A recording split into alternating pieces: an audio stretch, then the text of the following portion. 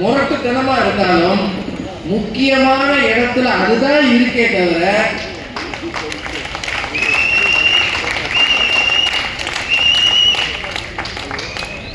உடைஞ்ச தக்காளி கிடையாது இல்லைங்க. அப்படின்னு சொல்லலாம் தானே, அவங்க சொல்லலாமா இல்லையாங்க? ஆண்களை அமைதியாவே இருக்கீங்க. அப்படித்தான் ஆண் என்ன செய்கிறார், 1000 இடிபாடு என்ற சூர தேங்காய் அதைத்தானே போடுறாங்க.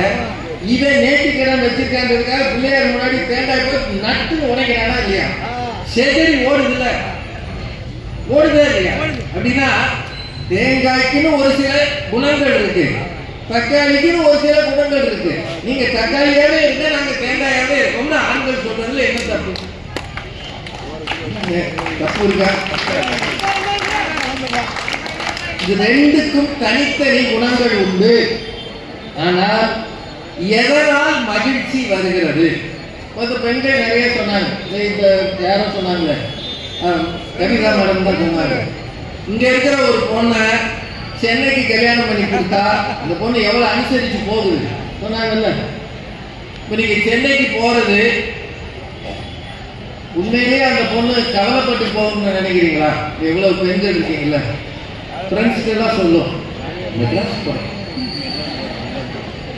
பீச்சுக்கு போகலாம், மால்லாம் இருக்கும், ஏங்கப்பா மெட்ரோ ரயில் இருக்கு, பூமிக்கு அடியிலாம் போகுமா சொல்லிட்டு தானே போனீங்க.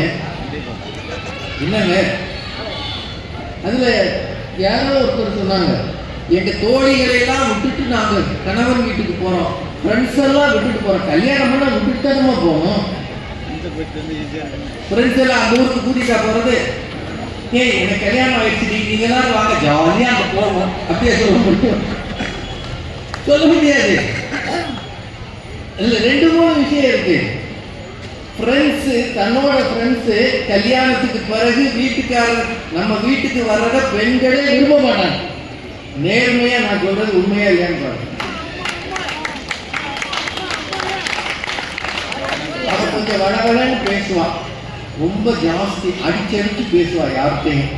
அதனால நானே இப்போ அதை கட் பண்ணிட்டேன். சொல்ற பெண்கள் இருக்காங்களா இல்லையா, மனசாட்சியோட சொல்லணும். அதை விட முக்கியம், இவன் எப்படி ஆளுன்னு இன்னும் தெரியல. யாரு? நம்ம ஐட்டம்,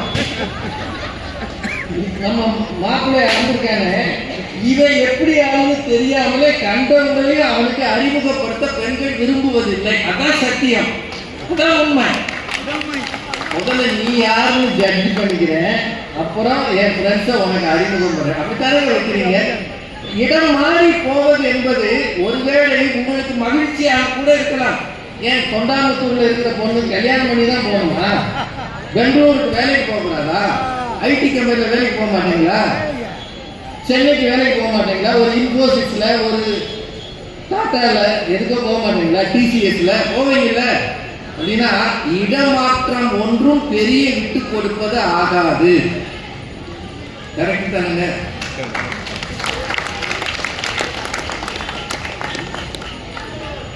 நீங்க மட்டும் மாமனார் வீட்டுக்கு வர்றீங்களா? நாங்க தானே மாமனார் வீட்டுக்கு வர்றோம் பெண்கள்லாம் சொல்றாங்க. இப்ப அப்படியே இருக்கு. மாமனார் மாமியாரே என்ன சொல்றாங்க? தனியா போயிருக்கு சொல்றாங்களா இல்லையா? கல்யாணம் ஆன உடனே, அப்பா உன் மனைவி எப்படி இருப்பான்னு எனக்கு தெரியாது, நீ தனியா போயிரு, போய் இருந்துக்கோ, சனி ஞாயிறானா வந்து பாரு. ஒருவேளை உங்க மாமனார் வீட்டுக்கு கூப்பிட்டானா அங்க போ. சொல்றீங்களா இல்லையா? அங்க இருக்கிற எல்லாருமே கேட்கிறேன், சொல்றீங்களா இல்லையா? என் கூட தான் வாழணும்னு சொல்லுகிற தகப்பன் தாய் இன்றைக்கு மிக குறைவு. என்னை பொறுத்த வரைக்கும் அதான் உண்மை. செட்டில் ஆகி நிம்மதியா இருக்கிறா, அடிச்சுக்கிட்டாலும் நீங்களே அடிச்சுக்கங்க அப்படித்தானே சொல்றீங்க. அப்படின்னா பழைய சிந்தனை என்பது இன்றைக்கு மிக குறைவு. ஆண்களும் விட்டுக் கொடுக்கிறார்கள், பெண்களும் விட்டுக் கொடுக்கிறார்கள், ரெண்டுலையும் மாற்றம் இல்லை. அப்படி முடிச்சிடலாமா? போதுமா? அவர் ஒரு நல்ல நடுவர். எனக்கு இன்னைக்கு கிடைச்ச நடுவர்கள் ஏகப்பட்ட பேர். ஆளாளுக்கு ஒரு தீர்ப்பு சொல்றாங்க. ஒரு விஷயத்தை நினைவில் வச்சுக்கோங்க, வீடு நல்லா இருக்கணும் அப்படின்னு அப்படின்னு நினைக்கிறது ஆணும் தான் பெண்ணும் தான். ஒவ்வொரு ஆண் மகனும் குடும்பத்துக்காக உழைக்கிறானே, அது மிக கடினம். இந்த விண்வெளிக்கு போனவங்களை பற்றி எல்லாருமே சொன்னாங்க. சுனிதா வில்லியம்ஸ்னு ஒரு பெண்ணு, அவங்கள பற்றி தான் நிறைய பேசினாங்க. அவங்கள பற்றி நம்ம இந்தியாவில் தான் நிறைய பேசினாங்க. அதுக்கு காரணம் அந்த அம்மா இந்திய வம்சாவழிங்கிறதுனால. புச் வில்மோர் அமெரிக்கன், இந்த பொண்ணுமே அமெரிக்காவில் பிறந்தவங்க தான், இந்தியர் கிடையாது, இந்திய வம்சாவழி. அவங்க தாத்தா குஜராத்காரரை தவிர அவங்க இந்தியாவில் பிறக்கல. சட்டப்படி அவங்க அமெரிக்கன் தான். இவங்க மட்டும் இல்லை, கல்பனா சாவ்லான்னு ஒரு பெண் இருந்தாங்க. விண்வெளிக்கு போயிட்டு இறங்கும் போது இறந்து போனாங்க, தீ பிடிச்சி எரிஞ்சு. அவங்களுக்காக நம்ம இங்கே கல்பனா சாவ்லா விருதெல்லாம் வச்சிருக்கோம் நம்ம ஊரில். அவங்க கூட பிறப்பால் இந்தியர் அல்ல, அமெரிக்கன் அவங்க. இது எப்படி உங்களுக்கு தெரியும்னா, அவங்க வந்து இறங்கின ராக்கெட்ல இஸ்ரேல் நாட்டுக்காரெல்லாம் இருந்தாங்க, அமெரிக்கன்ஸ் இருந்தாங்க, இந்த பொண்ணு இருந்தாங்க. அந்த ராக்கெட் எரிந்து போன உடனே அன்றைய அமெரிக்கன் பிரசிடென்ட் இஸ்ரேல் பிரதமரை கூப்பிட்டு வருத்தம் தெரிவித்தார். ஆனா இந்திய பிரதமரை கூப்பிட்டு செய்யல. காரணம் என்ன தெரியுமா? பிறப்பால் அவங்க அமெரிக்கன். நம்ம இதுதான் உண்மை. நம்ம நிறைய விஷயம் தெரியாம சாதனையாளர்களை கூட நம்மால் சொல்லிட்டு இருக்கிறோம். உண்மை அது அல்ல.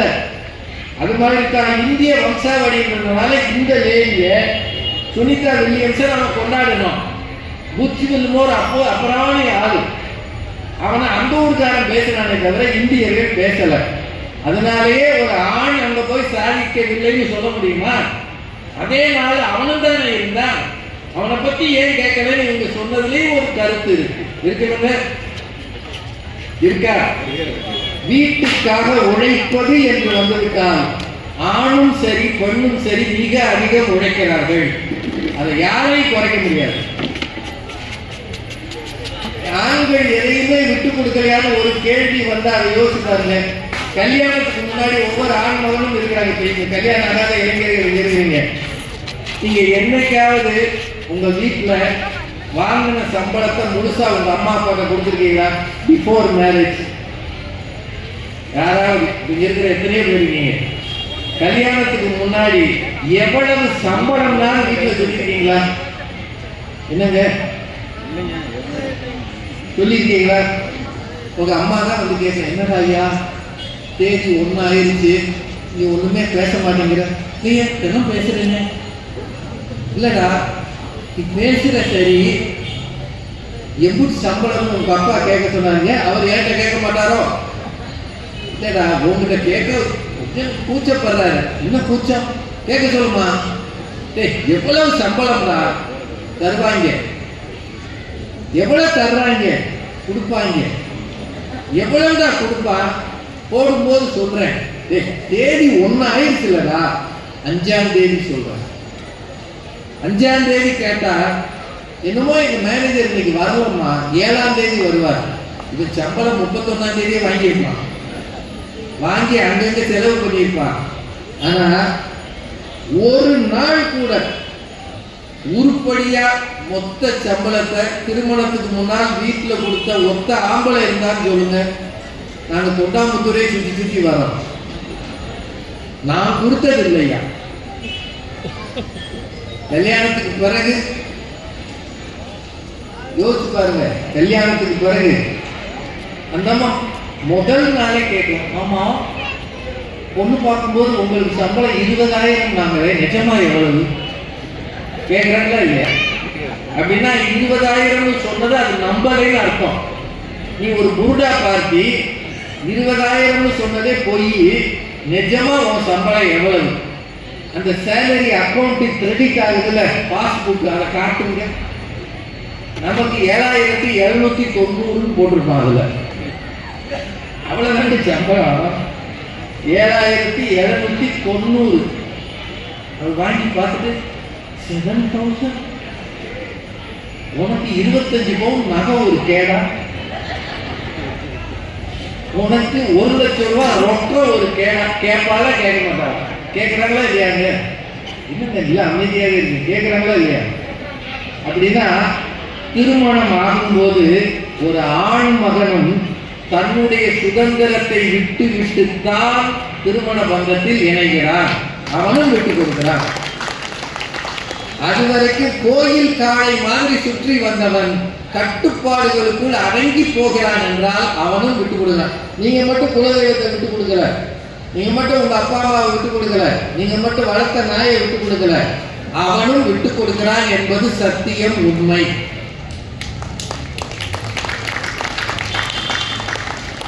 நான் என்ன ஒரே ஒரு வித்தியாசம், அதனாலதான் இங்க எல்லாருக்குமே சொல்றது, ஆண்களை பத்தி ரொம்ப திட்டாதீங்க, பாவம் அப்புறாங்க உளறிடுவான்.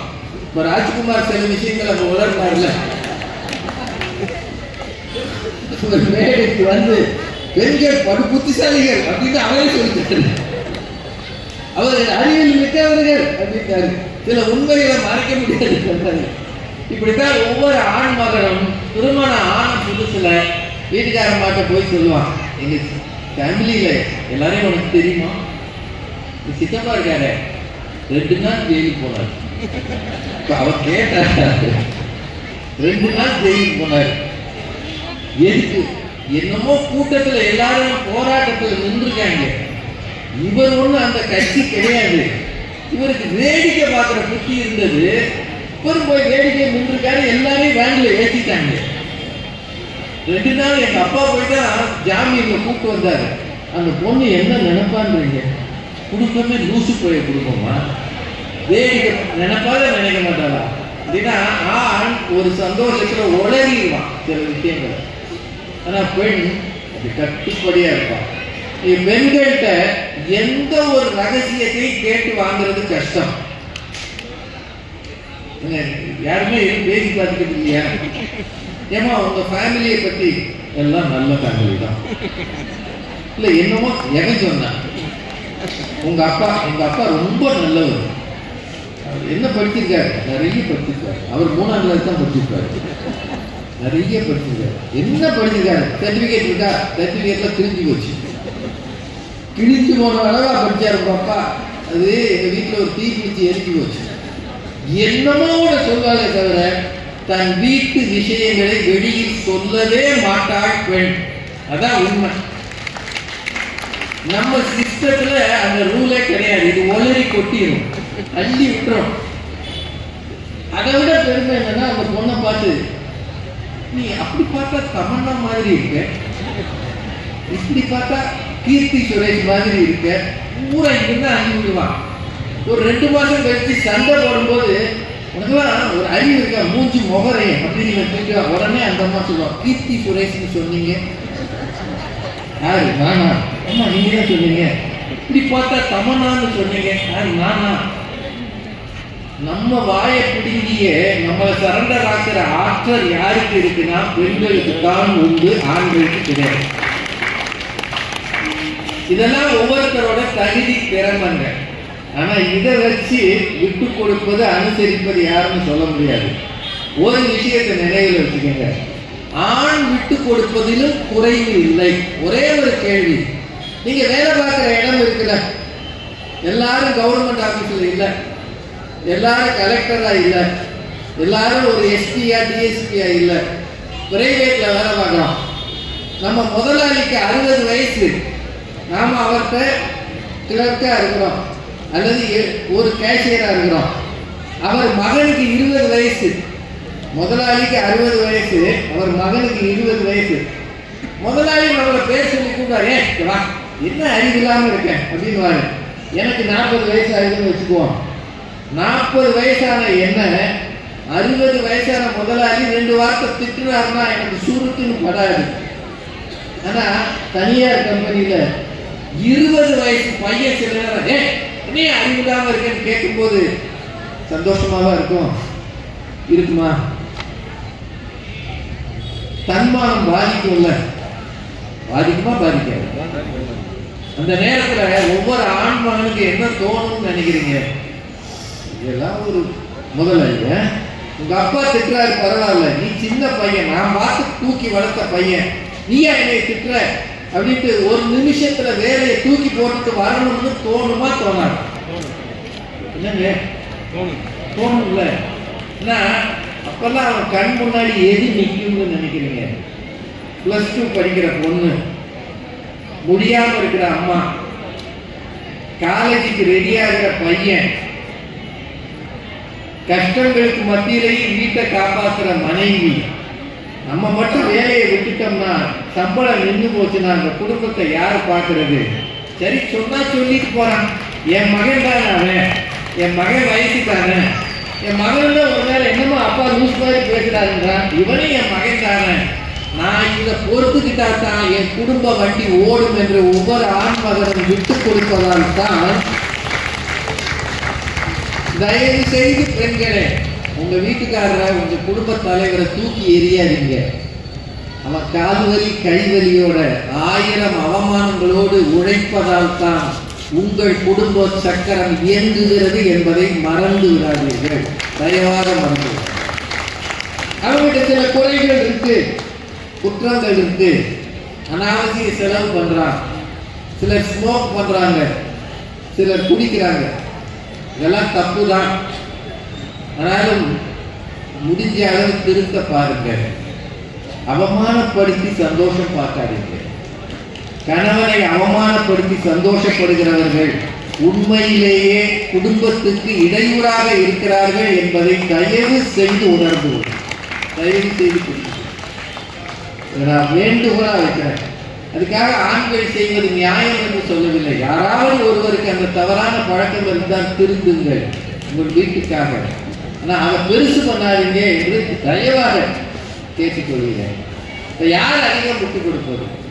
ஆணும் விட்டு கொடுக்கிறான், பெண்ணும் விட்டு கொடுக்கிறார். நான் பெண்ணிட்ட இருக்கிற என்ன ஒரு விஷயம்னா, நேற்று நினைக்கிறேன், ஹைதராபாத்தில் ஒரு பெரிய கட்டடத்தில் தீ விபத்து, 17 பேர் இறந்து போனாங்க. காப்பாற்ற போனவர்கள் கண்ணீரோடு சொல்றாங்க, ஒரு தாய் தன் 2 குழந்தைகளையும் அணைத்தபடி இருந்தாள் அப்படின்னு. கேட்கவே பதறு. உயிர் போகிற சூழல் இருந்தால் கூட தன்னை நினைக்காமல் தன் குடும்பத்தை நினைக்கிற சிந்தனை என்பது பெண்ணுக்குத்தான் மிக அதிகம்.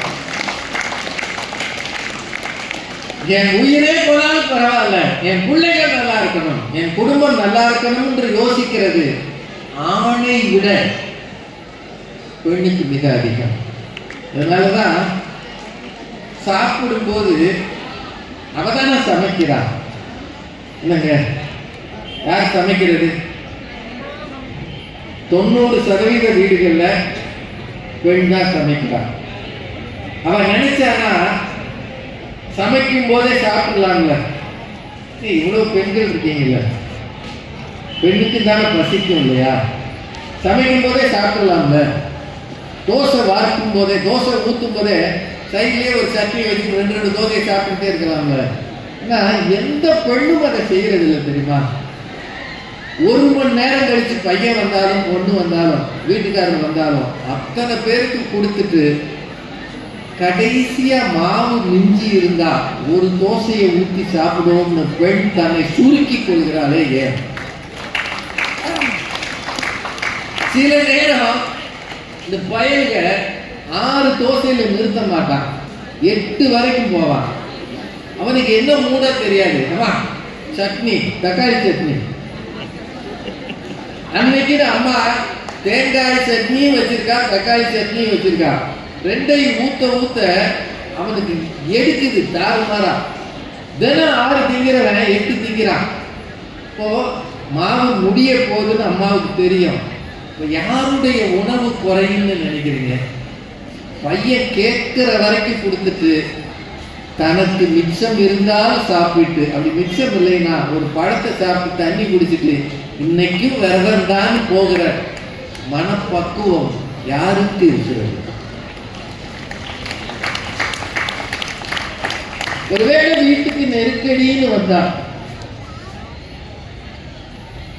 ஒருவேளை ஒரு கடனோ ஒரு நெருக்கடியோ, ஒரு பிள்ளைக்கு பள்ளிக்கூடம் சேர்க்கிறதோ காலேஜ் சேர்க்கிறதோன்னு வந்தா கொஞ்சமும் யோசிக்காம இருக்கிற நகையை எடுத்து கொடுத்து, இருந்தாங்க நான் போடாத நகையா, நிறைய பார்த்துட்டேன், அடகு வைங்க, இல்லை நல்ல விலைக்கு போச்சுன்னா வித்துருங்க, என் மகன் நாளைக்கு படிச்சு சம்பாதிச்சு தந்தான்னா நான் நகை போட்டுக்கிறேன், இல்லாட்டி அவனுக்கு ஆகாத நகை எனக்கு எதுக்குன்னு பெரிய மனசு பண்ணி எடுத்து கொடுக்கிற வள்ளல் தனம் யார்கிட்ட இருக்கு? யார்கிட்ட இருக்கு? இன்னும் சில வீடுகள்ல வறுமையான வீட்டுல ஒரு மஞ்ச கைத்தை கட்டிக்கிட்டு தாலியை கூட அடகு வைத்து பிள்ளைகளுக்காக செலவு செய்கிற தாய்மார்கள் இந்த மண்ணில் இருக்கத்தான் செய்கிறார். அப்படின்னா எனக்கு என்னவோ விட்டு கொடுப்பது என்பது பெண்ணின் குணம். நான் சாப்பிடுற சாப்பாட்டை என் பையனுக்கு நான் விட்டு கொடுப்பேன், நான் கொடுப்பேன், ஒரு ஸ்டேஜ் வரைக்கும் கொடுப்பேன். சில நேரம் பின்னுட்டு ஏன் ஓயாம வந்து இதுல கை வைக்கிற, போ போ போ அழகா சாப்பிடு அப்படின்னு சொல்லிடுறேன். ஆனா ஒரு வாய் உண்டு 2 வயிறுகளை பசியாற்றுகிற அந்த இயல்பு தன்மை பெண்ணுக்கு தான் உண்டு.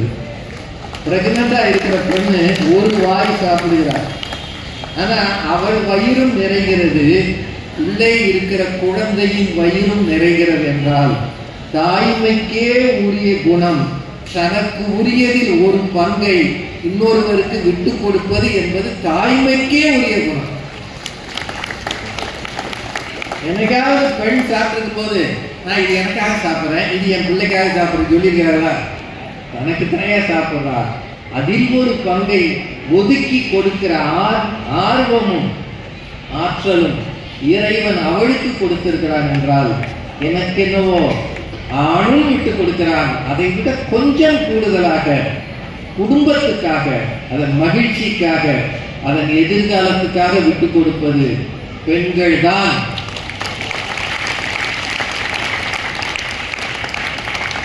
இந்த 3 பேரும் பேசினது தான் நம் மனத்திலே எடுத்துக்கொண்டு போக வேண்டியது. அதற்காக ஆண்களே எல்லாம் அவங்க தானே விட்டு கொடுக்குறாங்க, நீங்களே எல்லாம் ஜெயிங்கன்னு விட்டுறாதீங்க. உங்கள் பங்கை நீங்கள் நிறைவேற்றுங்கள், அதுதான் குடும்பத்துக்கு பெருமை என்று சொல்லி வாய்ப்புக்கு நன்றி கூறி வணங்கி விடைபெறுகிறேன்.